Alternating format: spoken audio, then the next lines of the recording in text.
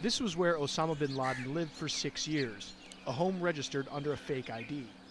The Pakistani report indicates that no one knew he was there, at least not officially. But it was not for a lack of clues. This is what the investigation found out.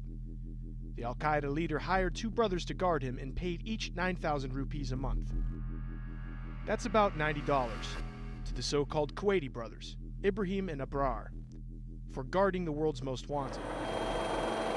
In 2005, just 2 months after bin Laden moved in, a massive earthquake struck. A local policeman tells the commission the compound walls collapsed. Bin Laden was exposed, but he still was not found. He lived with his 2 youngest wives for years. His eldest wife was escorted to Abbottabad just 3 months before the American raid. Before that, the document confirms Khairiyah stayed in the Iranian capital Tehran for nearly 8 years, 2002 to 2010. The report also contains evidence of previously unknown preparations made for the raid by the CIA. Nearby poplar trees were cut down.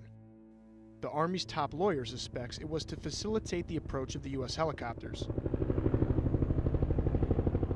A man called Saeed Iqbal went on a nearby roof and took photographs.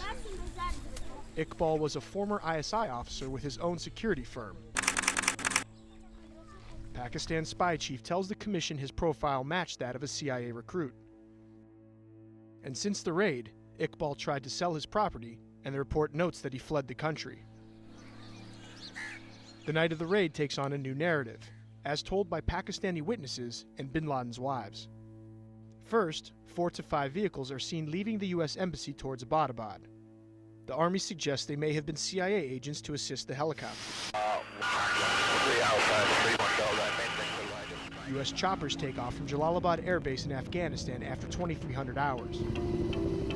They fly low and fast over the border, entering Pakistani airspace around 20 minutes later.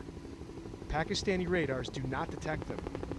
The report says they are at rest, or as the Air Force prefers, peacetime deployment. At about 30 minutes after midnight, 2 Blackhawks arrive at the compound. The sound of the helicopter wakes bin Laden and his youngest wife, Amal. She tells investigators bin Laden said the American helicopters had arrived. She went to turn on the light, but the sheikh says no.